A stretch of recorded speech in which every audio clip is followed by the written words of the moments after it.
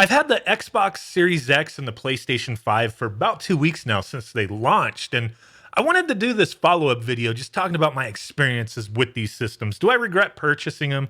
Have I been enjoying them? What are my overall thoughts on these systems, right? More so to spark a conversation with you guys. I do read all the comments out there, and I think I have a lot of interesting things to discuss today. Because with this being the next generation of consoles, I mean, now it's the current generation of consoles, in a way, I guess you would say. I have had a lot of fun with both the PS5 and the Xbox Series X, and I've got a lot to say about both of them. And it's really early in the lifespan of these systems. And yeah, there's some games out there for them. But for me, and I know I've heard other people say the same thing, between last generation, the PS4 and the Xbox One, which I have both, going into the PS5 and the Series X, doesn't feel like a jump at all. In reality, I've been playing on the PS5 Call of Duty, Miles Morales, but then I've been replaying God of War from the PS4. That game's freaking beautiful. You know what I'm saying? That game just, how does it get any better than that? It's an amazing game, and it's a beautiful looking game. And I haven't played anything on the PS5 that I feel is on par with that necessarily. Miles Morales is a beautiful game, but I'm just like, it's not that much of a leap. You know, a lot of the games that are on the PS5 and the Series X, they're available on previous consoles. That's a lot of times what happens in the beginning of a new generation of consoles. But just that leap, man, I've heard it so many times. I grew up with the Atari 2600 playing in a basement on a little like 13-inch TV in New Jersey, and I enjoyed the fuck out of it, playing Snoopy's Red Baron, E.T., Indiana Jones, Donkey Kong, Pac-Man. I had a blast. And then when I finally got an NES, it was like, this is nuts. The leap in graphics and gameplay style was freaking amazing. It was, how does it get any better than that, right? And then the Super Nintendo, this is like the line of systems I grew up with. Your experiences may be different. But, you know, getting the Super Nintendo, comparing that to the NES, it was, holy shit, dude. 8-bit to 16-bit, that's why this is the Super Nintendo. Look at these graphics, dude. Super Castlevania 4, Super Mario World, the colorful, bright, you know, games, huge sprites. The artwork was amazing. It was a crazy time. And then when you left that and you went to the PS1, the Nintendo 64, the Sega Saturn, it was like, where does it go from here? You know what I mean? Every console launch, for the most part, I've had that wow factor. Like, holy crap, we are in a next generation. Not as much with like handhelds anyway, as like I grew up with the Game Boy, and then, you know, I did have the Game Gear and the Atari Lynx, but the Nintendo line of handhelds were always huge. And I had a Game Boy for the longest time, and it took a while before they started jumping up and you know, having better specs, better graphics, that kind of thing in their handhelds. Yeah, we had the Game Boy Color and whatnot. It was color, okay. But, you know, it was a while before the Game Boy line turned into the Game Boy Advance, then Nintendo DS, so on and so forth. But that leads me to one thing. Why did myself personally and many others out there enjoy the Game Boy for so freaking long? That thing was out there forever, and it was because of the games. That's what it's about for me. With any of these systems, it's about the games. If I enjoy it, doesn't matter if I could see the pores on somebody's skin and the sweat dripping down from the side of their face and they look like a real human being. Like, I could see that in a grocery store, you know what I mean? I could see a fat dude, you know, getting a sandwich, sweating his ass off, get ready to chow down. That's enough reality for me, you know what I mean? Video games were always a thing of fantasy. And for me anyway, and I always enjoyed just games that had a really good story, you know, played well. Like, if it was jank, it was just jank. Didn't matter what the game looked like. It was just, better graphics were more of a luxury to me. Like, it was a bonus. Like, if the game was just amazingly graphically powered for its time, you know, however you want to say it, that was like a bonus. If the game just sucked me in, as long as it didn't look like complete trash, I was into it. You know, that's why there's a lot of like Nintendo Switch games that I really do enjoy. Yeah, they don't really compare to games on the PS4 or the Xbox One or the PS5 Series X as far as the graphics go, but a lot of the games are enjoyable.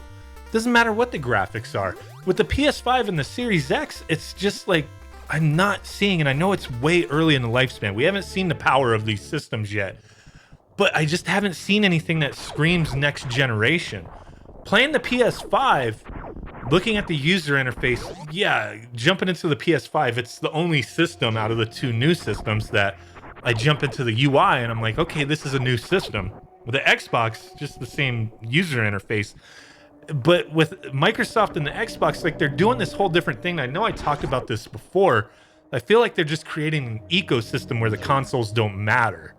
It's kind of like, it's just PC gaming, but now you have different console, variants that have different specs behind them that can play the games, with certain features graphically and performance wise and whatnot. And I see Microsoft taking a different approach here. Now, out of these two systems, I've played both of them quite a bit, but I have played the Xbox Series X quite a bit more. Only because I've been playing a lot of the Game Pass games that are on Game Pass Ultimate. And also I've been playing Yakuza Like a Dragon on there. Sure, it's not really a next-gen game, but it looks fine to me. And it's a great game. It's like my personal game of the year. I just dig it that much. But it doesn't scream next-gen in any way. It's made for the PS4, the Xbox One, and you could play the Xbox One version on the Series X and get enhancements, I guess. But none of these games that I've played, including I've played Call of Duty on the PS5, the new Call of Duty, and I've played Spider-Man Miles Morales. Yeah, Miles Morales, great game, but there's nothing here that's just like crazy, like holy crap, that jump from last gen to next gen. You don't get that same feel as back in the 90s, the 80s and 90s. Just not the same. Could be the old man in me talking here, but with the PS5, the one thing that I do really dig is the fucking controller. The adaptive triggers on that thing, the haptic feedback, I could see a lot of potential with that if used properly. I've only played a handful of games that really, only a couple really, that utilize it and utilize it decently well. And is it a gimmick? Sure. But, a lot of times these experiences can be amplified with these gimmicks. You know what I mean? It's not like you have to buy something extra. It's the controller that comes with the system. But it's a neat experience. Kind of reminds me more of like something Nintendo would do. I haven't liked everything Nintendo has done. Like the Wii is one of my least favorite Nintendo consoles. And I know a lot of people love it. I still have one. There's a handful of games I think are great, but I didn't like the motion controls. I didn't like waggling my arms around, having a freaking... I was going to say something really inappropriate, but having that Wiimote in my hand, the nunchuck, it just didn't feel like video games to me. I'm just used to having a controller in my hand and playing. And, with what Nintendo's done over the years, kind of an evolution, each step was kind of something that culminated into what the Nintendo Switch is now. Nintendo Switch, not a flawless system by any means. Joy-Con drift. I've sent numerous Joy-Cons in to get repaired. Holy crap. And, the system's not as powerful as the consoles that are out. Even if Nintendo does put out a pro console that are, better specs and whatnot, you're not going to see the same kind of graphics that you see on these current consoles that are out there. Even previous generation consoles, you won't see the same performance in my eyes as far as graphics go. But it's just so much more about just the games. And that's why I buy these consoles. Every console previous to the Series X and the PS5, I was amped up for. I got a little antsy, a little anxious, not knowing if I was going to get them. With the Series X and the PS5, maybe with more so what's going on in the world today, I didn't have that same feeling. Like seeing it teased for so long and not really seeing anything that pulled me in. It was like, I'm going to try to get these things. If I get them on launch, cool. If I don't, I could wait a little bit. But yeah, it's just, I even remember like the 360. What was one of the first games I played was Fight Night. Holy crap. The game was just awesome and the graphics looked amazing. Like that was cool. Like those leaps as far as graphics went and gameplay just kind of adapting and evolving over time. We no longer have games that use like those old school tank controls. Maybe there's some still out there. But, things become smoother with the way they perform, the way they're actually played with the controls. And it just for me, it's just, if the game is good, I don't care, man. It could be on the Super Nintendo. If I'm into it, I'm into it. And with these two new systems, man, while I really do like having them, I haven't been blown away. I haven't had that wow, like, holy crap. Like, it just hasn't, my brain hasn't like exploded like from the NES to the Super Nintendo type of thing. It's just not the same. Are we at like a point where games just aren't going to evolve much as far as graphics go, as far as, certain things go? We have virtual reality. That's a cool thing that I've embraced with the PlayStation VR, with the Oculus Quest, and that stuff is amazing. That's like next gen to me. That's like the next step, but not a lot of people can play those games. Not a lot of people will want to get into that kind of stuff. But that feels like playing Oculus Quest 2.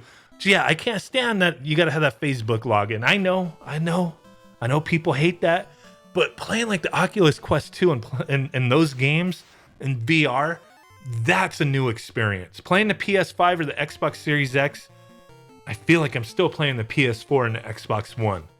The advancements really haven't like shown at this time. Sure, down the road there'll be games and developers who really take advantage of the hardware, but it's just, with the specs these systems have, it's freaking insane. Can these companies really afford to, produce games to the fullest capacity that the system's able to, do? I don't know how likely that is. Certain companies may do it, but not all have those crazy budgets.